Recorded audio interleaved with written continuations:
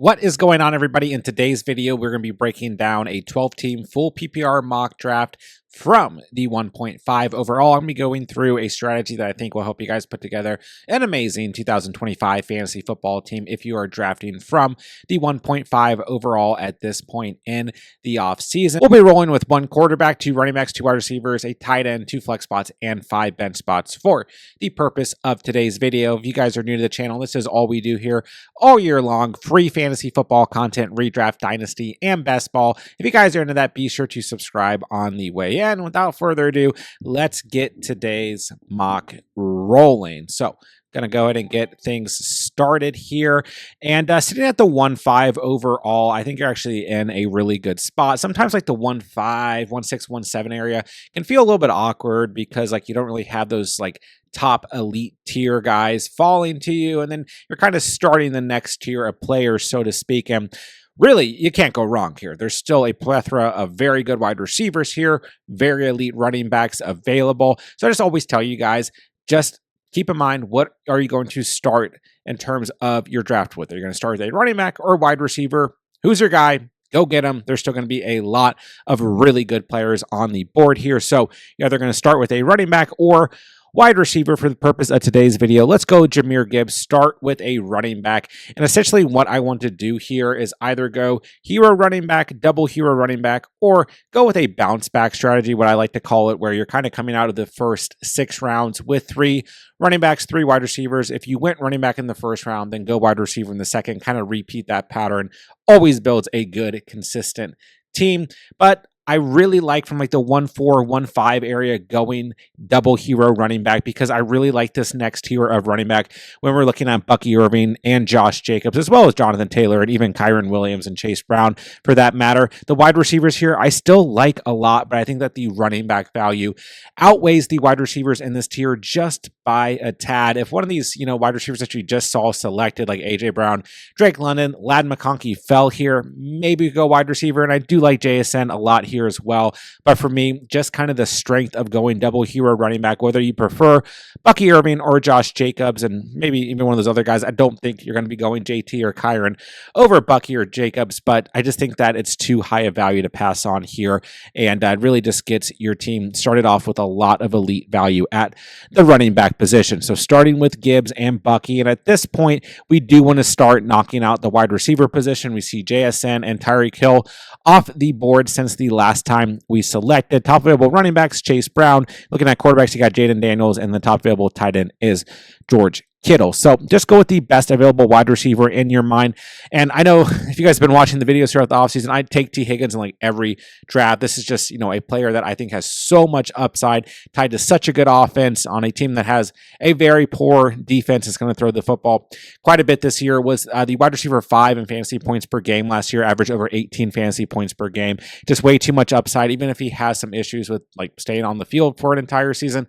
I don't care. T. Higgins is my guy, but there are a lot of other names at wide receiver that I really like there, like Garrett Wilson, Marvin Harrison Jr., and even guys like Terry McLaurin and Devontae Adams. But I'm going to go with Higgins there, get us some nice upside. And so with this next pick, we're kind of just looking for some good consistency at wide receiver. And I think, truthfully, DK Metcalf, Cortland Sutton, Zay Flowers, Devonta Smith, all 4 of those guys on the board offer great consistency when we look at what they bring in terms of fantasy football. I am not like off of DK Metcalf. I know some people not feeling great, but Aaron Rodgers was able to feed both Garrett Wilson and Devontae Adams last year. As long as he's healthy, I think Metcalf will be fine this year, but I'm a little bit higher overall on the Broncos offense. So I'll go with Cortland Sutton because for me, Metcalf, Sutton, very close in terms of like rankings for myself personally, but I do think that the Broncos offense is going to throw the football more and be more effective, be in the red zone more than the Steelers will be. So with this next pick at the 5.5, we're going to stick with the wide receiver position. Top quarterbacks is Mahomes and Baker and Bo Nix, kind of that tier. Running backs, Chuba, James Conner, Monty, Harvey. There are good running backs here, but I just think that wide receiver value is going to outweigh running backs here. Plus, we started off this draft super strong at the running back position. We're going double hero running back. You're going to take a pause at the position for a bit, but just to show you guys who's available, top available tight ends, Hawkinson, Kelsey, Johnny Smith. Smith.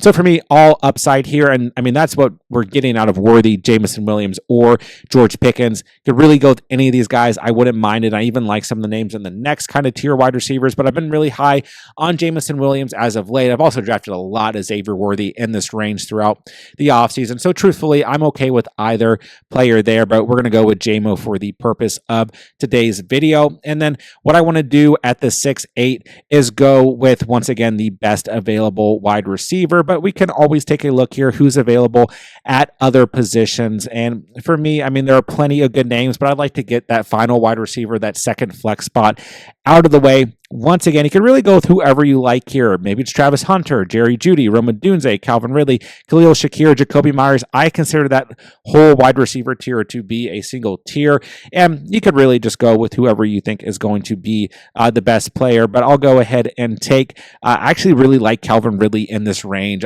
I know a lot of people are going to like guys like Rome Odunze, Khalil Shakir, maybe the upside of Travis Hunter there. But for me, Ridley, you look at what he did last year and really what he's done over the past past 2 seasons. I mean, over 1,000 receiving yards, 4 receiving touchdowns or more.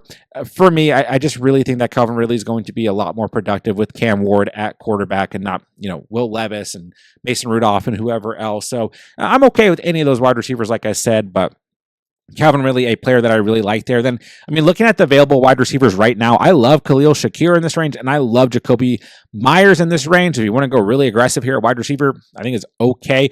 But for me, a running back that I love drafting as an RB3, especially if I went double here running back, is DeAndre Swift, the clear-cut number 1 running back for the Chicago Bears, who have massively upgraded that offensive line in this past offseason. DeAndre Swift has averaged 12.5 or more fantasy points in 3 straight games. He is locked in as the RB1, was still a top 20 running back last year in fantasy football. I think he's a great value there, especially when we came out of the gate with Gibbs and Bucky Irving. I mean, right now, Swift is on our bench. Love him as an RB3.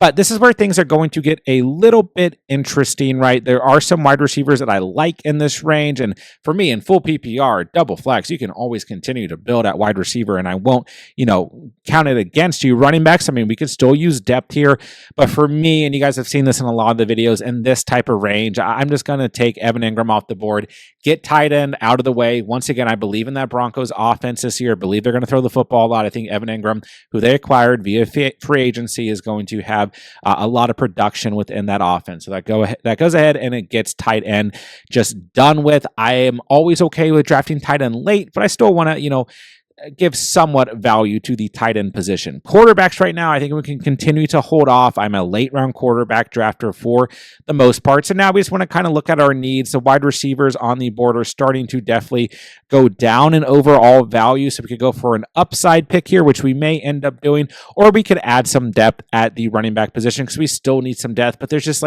not really any running backs here that absolutely jump out for me. So I'm going to go with Matthew Golden, rookie wide receiver for the Packers, because I really think he is a player that for me personally, I'm just starting to rise on a lot here. Could really go in a lot of different directions with that pick. But like I said, full PPR, double flex, I'm always okay getting some depth at the wide receiver position. And Matthew Golden is a player that I feel really good about in terms of what he can do in his rookie campaign. And he's definitely a player who I think brings a lot of upside to the table.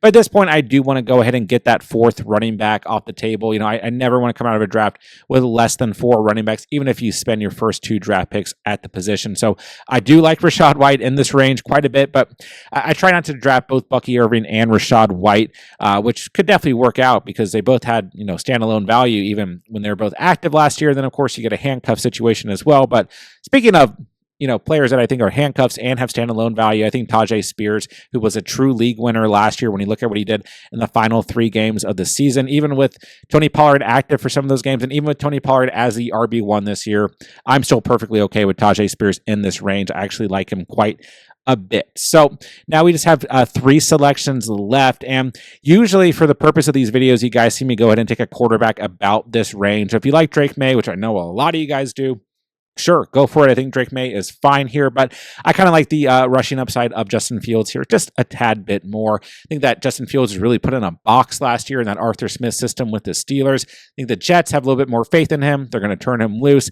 and I think that ultimately he just has so much rushing upside that I love Justin Fields in this range. But I will make a quick note, when you're kind of doing these mocks with the computer, you're going to see a lot of teams, which you guys can see on the board, who drafted 2 quarterbacks, who draft quarterbacks in late rounds a little bit more aggressively. When you're drafting with real people and you're implementing these strategies that I'm showing you guys, you will get better overall quarterback value, especially at this point in the offseason. I mean, you look at the board here, guys like Stroud, Jordan Love, Brock Purdy, even guys like Dak Prescott and Jared Goff will probably be available. Maybe not Goff, maybe not Murray, maybe not Caleb Williams, but those guys would at least last an additional round compared to what you're seeing.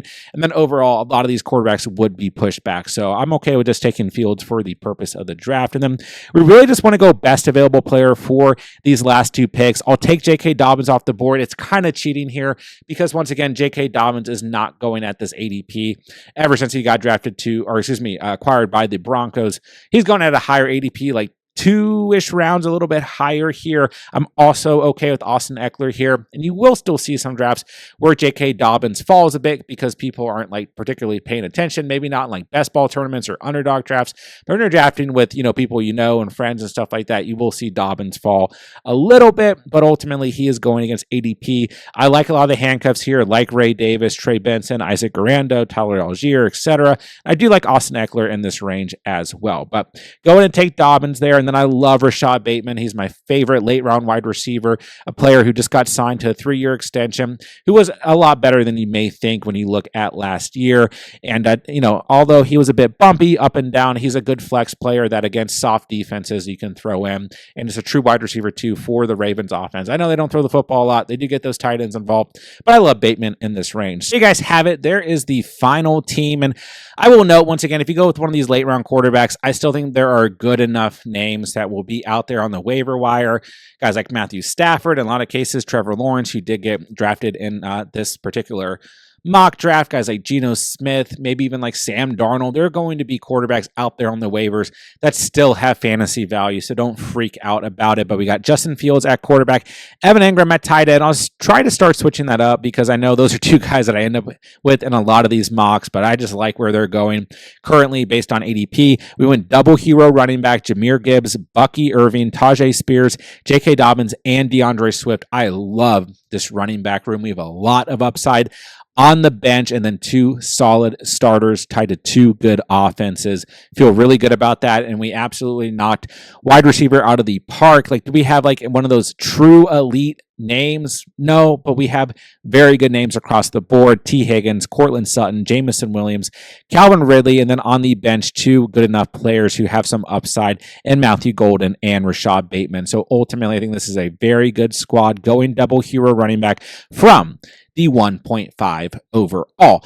Like I said at the beginning of the video, if you guys are new to the channel, this is all we do here all year long. Free fantasy football content, redraft dynasty, and best ball. If you guys are into that, be sure to subscribe on the way out. I will be doing a video like this for every single draft position for 12-team leagues and 10-team leagues as the month of June goes on. Then I'm going to do it again in July. Then I'm going to do it again in August. So you guys are seeing draft strategy videos for every single draft selection for 10-team leagues and 12-team leagues, and to have you guys with the most updated possible draft strategy so you guys are prepared for your upcoming 2025 fantasy seasons. And of course, we are running mock drafts every single week with you guys with our subscriber base on either Monday or Tuesday night. So make sure you guys look out for those live streams as well.